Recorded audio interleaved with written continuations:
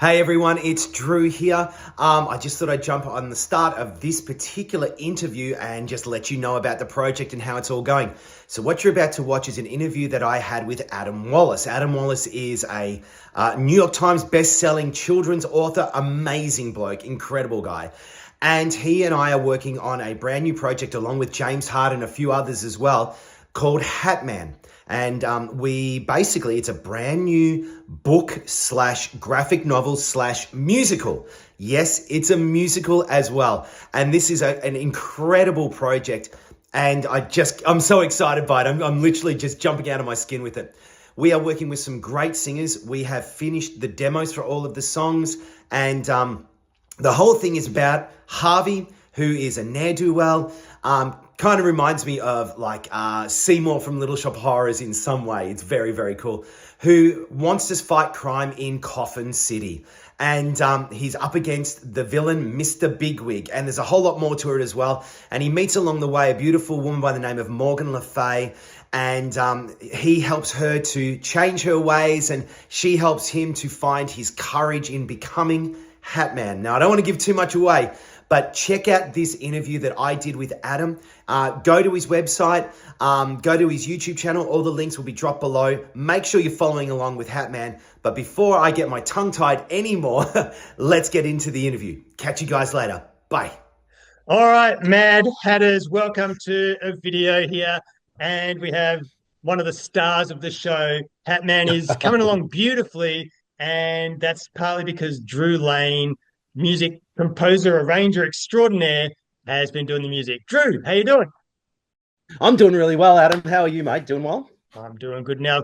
We've both got our hats on because we're going to talk about Hatman today, the musical book that Yep. we are creating together, which is the greatest book ever sung, the greatest musical ever read. With the greatest music ever written, of course, Greatest music ever written. So we've got high hopes for this of going from book to stage, page, and screen is how I like to think it's going to be. So yeah. So Drew, first of all, this is sort of my email list, and people know me and they've signed up for that. But tell us about you. What do you do? Who are you? What are your skills? Okay, so what are my skills? Well, so I am a composer, arranger, recording artist. I release albums. I produce albums for other people. I'm a teacher by the day, so I'm a primary school teacher. I've been a primary school drama teacher for nearly 30 years, so I've done a lot of teaching in that time. I've taught kinder, I've taught high school, I've taught university, so I've kind of been a jack of many, many trades. And I live here in sunny Melbourne with my wife and 3 kids. And, well, not kids anymore, they're teenage boys. And so, everything's a little bit more smelly than what it should be. Teenagers stink, man. So I've been writing songs since I was 15, and I'm not going to give my age away, but that's quite a long time now. 15 years. I'd like to say 15 years. That'd be nice. Probably a little bit longer than that. But I've been writing musicals for just as long as well. So writing musicals is what I love doing, is what I'm really passionate about. And but you've got to earn a living and everything like that. So being a drama teacher is right in the passion zone. So everything I kind of do is in that world of music and drama. And I've been on stage a bit. And it's just a great way to earn a living, is to, I guess, be sharing your passion for what you want to do and for what you love doing in life with other people. And so I guess at the end of the day, when I look, even if the day has been really, really hard, you look back and go, you know what, I'm in my passion zone. I'm doing what I love doing. And, that's always a great place to be. 100%. And you write musicals for schools and school songs and stuff as well, don't you? I do. So I've been writing youth musicals for about 20, 25 years now, and I've written about 20 of them. I think I've got 40 musicals all up that I've written, and working on more as we speak. But I also go out to primary schools. They hire me to come and write a school song. So I work with like year 4, 5, 6 students, and we put lyrics together and we brainstorm. And then we record the choir of the school, and it becomes their school song, sort of like leaving a legacy behind for the next generation of kids to sing and all that kind of stuff. And I also go do concerts and workshops at schools as well. Amazing. And if you follow Drew, and it's at Drew Lane Oz on Instagram. Yeah, Drew Lane Oz, AUS. So Drew Yep. Lane AUS is Yep. on Instagram.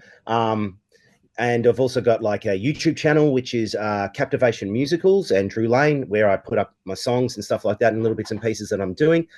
And yeah, it's just, I'm out there on all of the socials, as it were. So there's got every time there's a new social, you just sort of go, oh, I'm going to sign up to that one because someone Give might it a find me crack. there. That's Exactly. right. Give it a And shot.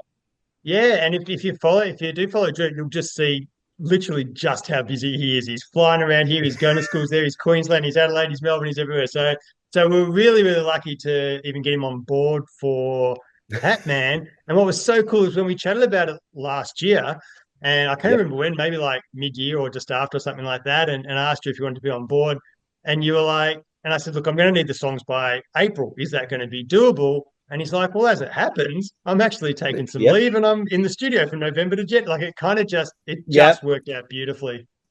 It was absolutely great. It was perfect timing. And like, I mean, Adam, you and I, we actually go back quite a long way. Like, I think I first met you just around the corner from here at a market when the book you released was Better Out Than In, and it came with a CD. Yep. And Yep.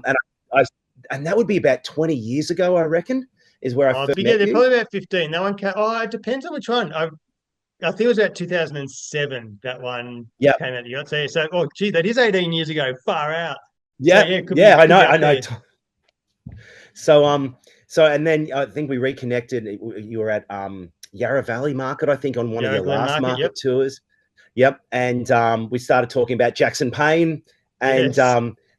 we put together a musical version of Erratically Epic as well, which still hoping at some stage in the future I'll be able to get off the ground.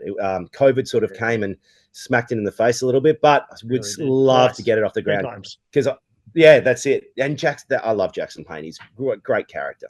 Yeah, he's super fun, super fun.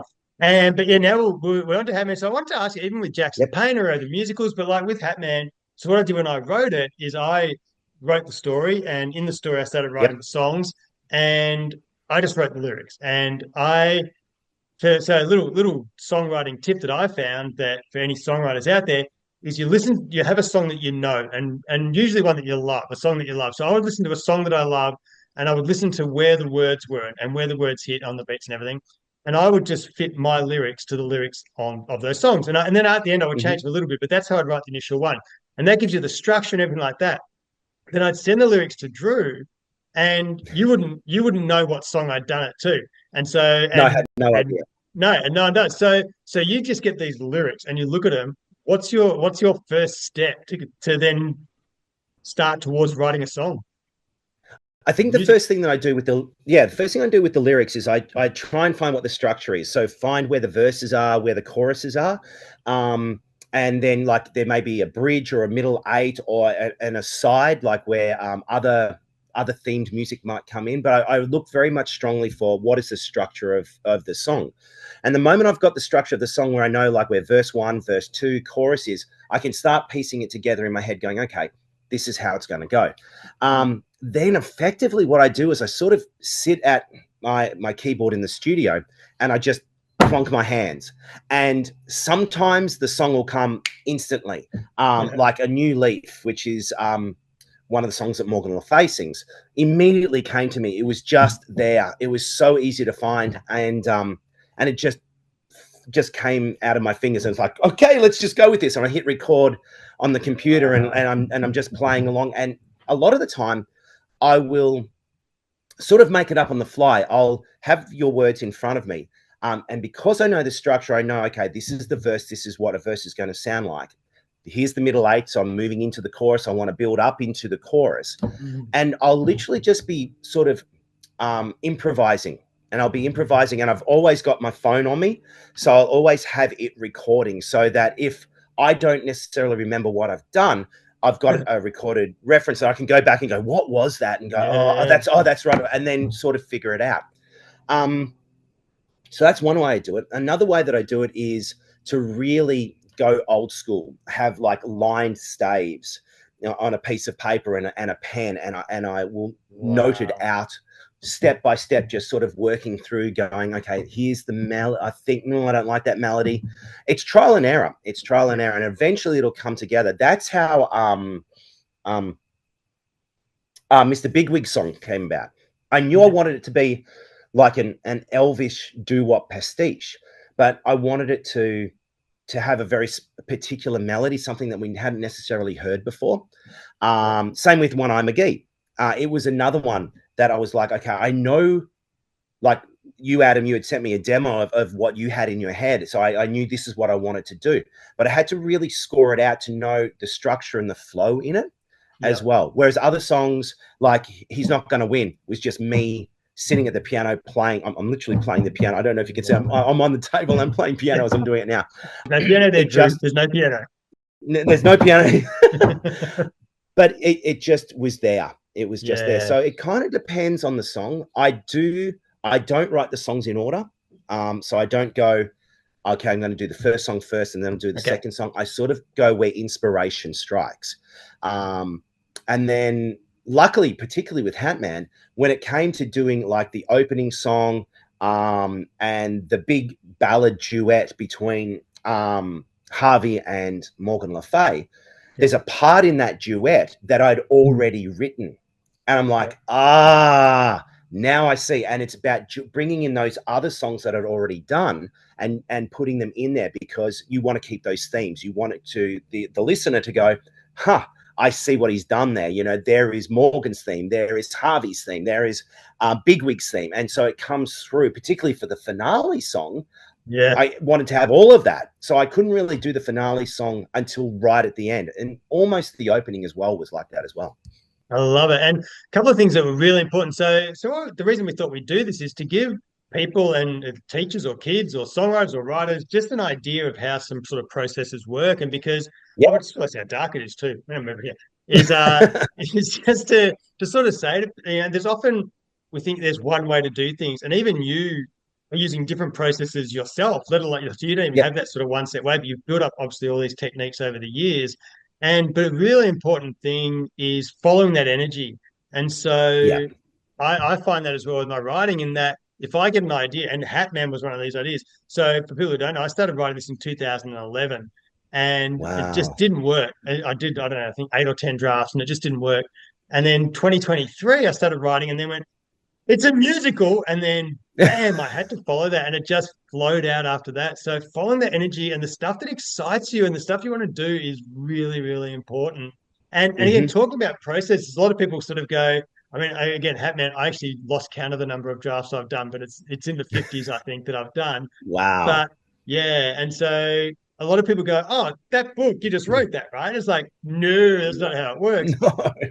With music, how long, so to arrange one song, for example, just on an average, like obviously they're different, but on average, about how long would it take to arrange the music for one song? It's probably about a solid day.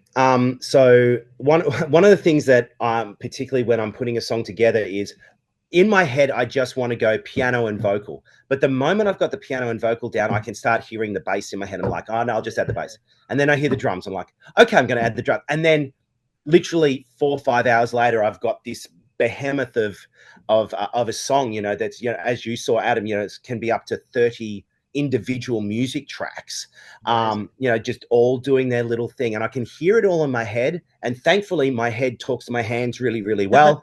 and the signals go through. And sometimes I will just play it and I don't even realize like that I've done it. It's like, no. And I'll go, oh, that was cool. All right, let's keep that. Let's stay with that, So the other thing is, as you said, like you could be up to 50 drafts.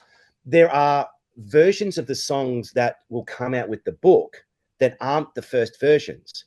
Like, again, if I think of the duet between Morgan and Harvey, there is a completely different version of that song that, we talked about and we discussed, and we ended up going, actually, you know what, it doesn't work.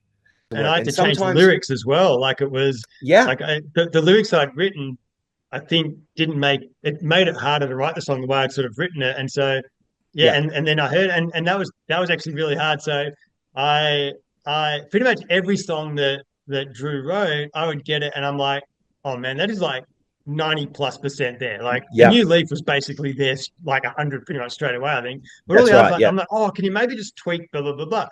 And then, but with I Had It All, it was like, oh, I don't like it. I don't like it. I don't know yeah, what to and do. And so I rang up Drew. I'm like, this is like a breakup call or something. Like it was really hard to say, but we had to do it because we wanted to get the, yeah. we wanted to fight this final product to be like just A, the thing we've had the most fun doing, and B, just the best, most amazing thing we could possibly do. Yeah, you know what? It'd be really cool if we have the opportunity to sort of release this is what it was, and then the before and after, and Yeah, the difference is huge. Like I think there's 3 songs out of the 11 that have alternate versions that are yeah. markedly different. He's not going to win. Is it? He's not going to win, No, or I Am Me. I am me. I Yeah, am yeah. me. There's a whole version of I am me that is completely So different different. to what is yeah that's going to come out with the book. And there are I've got other songs that I sort of was just messing around with and I never completed. They're just uncompleted, sort of sitting in the bottom drawer of the hard drive. Right. um of other songs. And it's like, yeah, I even in myself, I'm like, yeah, maybe. But there was a moment, like, I always listen to my guts most of the time. And Yes. I go, okay, something's not right. And so I'll put it to one side. I might come back a week later. Or I may even go on to another song and I'll come back and go, okay, let me have another shot at it. And that's where, like, I Had It All was very much one of those. I did a whole demo, I finished it, sent it off to you, and I thought I liked it. I liked it, but I wasn't completely sure. And then you came back to me and you said, I want it to be like a big 80s ballad. And I've Yeah. gone, oh, yeah, I can do that. And that's where the new version, which is going to be in the book, took flight. Yeah, and which was then when you sent that through, I'm like, oh, that's 90%.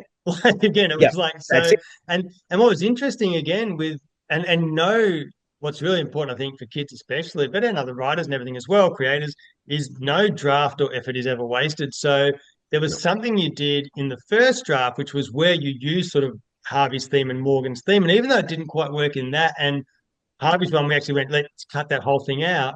But Yeah, then we did. Yeah. there's like 2 lines towards the end when they come together where they sing it in that tune. I'm like, oh, that's perfect. And then that inspired Yeah. me to rewrite it, put in Morgan's a little bit from Morgan's as well. And so it's never wasted. And even if you don't use anything, it's still writing muscle, right? Like Yeah, absolutely. it's still work on your craft. Yeah, and you know what? There's probably a good chance that I'll come back at some stage in the future and listen to what I did and listen to the melodies I created with that, and go, you know what? I can use that for another song, or I can use it Yeah. here, or if I rework it. And I think the other thing about arranging songs and writing songs is that you will often make a mistake, but the mistake is correct, Yeah. and you go, what? Like you'll be playing along, and you're like, my hands will go somewhere I didn't expect them to, and I'm like, ooh, okay, let's play with that. And Yeah. and I think that's where the opening song came from. The riff was not one that I anticipated for it to be, and it was just like, and I was just stuffing around, made a mistake, and I'm like, actually, no, let's go back, let's check that mistake, and the mistake was actually the right thing to do. So That's so it's a cool. fascinating journey through the whole thing. Yeah, and what's really cool about that, and a lot of people will make the mistake and go, "Oh, damn it, okay, start again." But if you sort of go No, and go, "Ooh," some people might even do that and still start again. It's like just try it. Like I always think there's no yeah, such thing as a bad idea.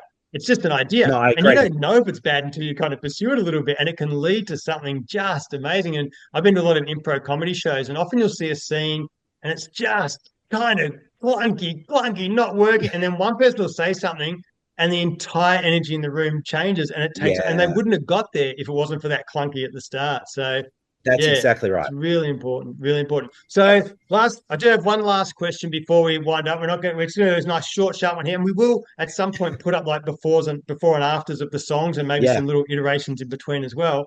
But so with Hatman, number one, Hmm. do you have a favorite character in the book that you wrote a It's song got to for? be It's got to be Harvey. It has to be Yes. Harvey. I mean, I love The Morgan, but for life. me, it's Harvey.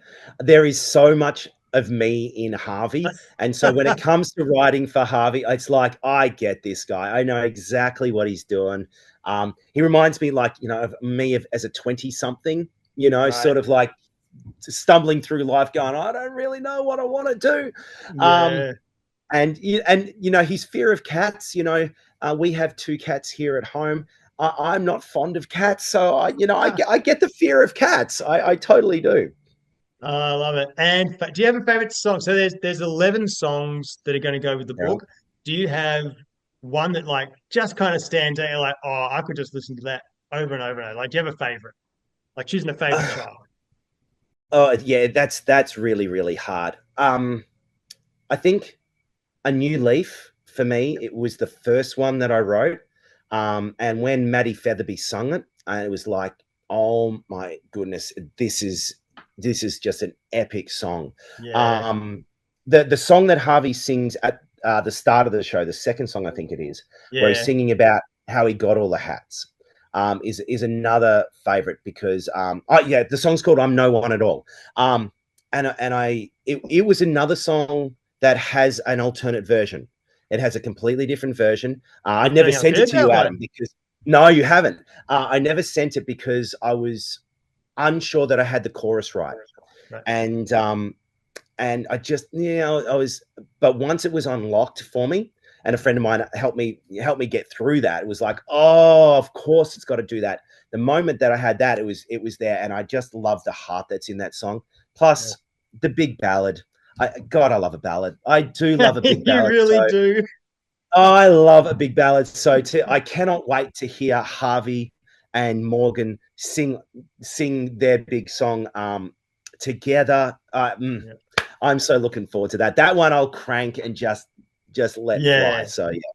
That one's amazing. And I think I put a little bit in the last video I did of them of you singing the demo. But what's super cool Yep. about that is it's you singing Harvey and Morgan's parts, but then for Morgan, it's your voice, but you used AI to turn it into a female voice. And it's so, I mean, it's no Maddie, but it's amazing. And particularly for that demo, you needed the difference between the two Yeah. voices, and it's the one time where I thought, I'm not necessarily huge fan of AI. I like the organic nature of creating it myself, but I just needed, I just wanted to have very quickly that female voice, so you Yeah. had the difference, and I looked up on AI to see if there was such a thing, and wouldn't you know it, Lo and behold. it was there. And I've got, all right, let's see what this is like. And for a demo, it'll do just nicely. But Maddie will nail it and Oh, absolutely blow out of the park. She will bring the heart that's missing. She will just bring very that heart, amazing. bring her vocals. Oh, it's gonna be brilliant. Yeah, going to be so good. All And right. and having Sorry. said that, Yeah. I cannot wait to get everyone's voices on. He's not gonna win. Like 100 voices. I cannot wait to start Yeah, mixing so we that down. are looking at 100 voice. So I'm going to put a thing in here as well. I'm going to put a link in an email to the email group of how you can record yourselves singing the song. So we Yep. would love to get 100 more, 25 million thousand people singing. It's the whole town singing. And we just want Yes. everyone. So we want to, and again, we don't want to kind of, we don't want to, because there are techniques you can use in Yep. recording just 5 or 6 people to make it sound like 100. We want to actually get 100. So we'll put a thing out about that. But Drew Lane, thank you so much for sharing your processes and everything here today. It's really cool, and I knew some of it, but there was some new stuff there. I just find it Yeah. fascinating that through writing and music and we'll probably talk to James at some stage about his illustration Yes. process as well. That would be cool. Yeah, and they're similar but different. So it's really awesome just hearing everyone's different process. And there could be 3 different people talking about writing a book, writing music, and illustrating, and they could be totally different. And I kind of love that. Yeah. Like there's no right way, just the right way for you. So yeah, it was awesome to hear No, your that's right. process. Excellent. No, look, and I guess the thing is, if anyone's got questions or anything like that that they want to throw my way, I'm happy to answer them. About the process or what goes on in my head. There's a lot going on in this Yeah, head, good luck. so Good luck with that one. trying to figure that one out. I'm still trying to figure that out myself. But I think you hit the nail on the head. There's no such thing as the right process. It's what works for you. Yeah. Yeah. So try stuff. Just try stuff And some will work, some won't, and it doesn't mean it's wrong. It just means like, oh, that didn't work. And almost what you said with the songs as well. Like you might try, like some people like writing at night, some in the morning, whatever it might be, or some people plot, some people plan, some people do the line music, some just improvise. You might try and it doesn't work, but 5 years down the track, that technique might be the exact technique that works for you then. So you're going to change as well. So anyway, I'm going to stop talking. You're going to stop talking. We're going to Yes. wind this up. But yeah, any questions for Drew? Send them through. You can send them through to the email, Wally at adam-wallace-books.com. Or hit up Drew on Instagram and stuff as well for the parents. For the kids, absolutely. Socials. And and October 10th is Hatman time. So we're getting excited, getting very excited. Amazing. Drew, thanks heaps. Thanks, Adam. Cheers, mate. See ya. Bye.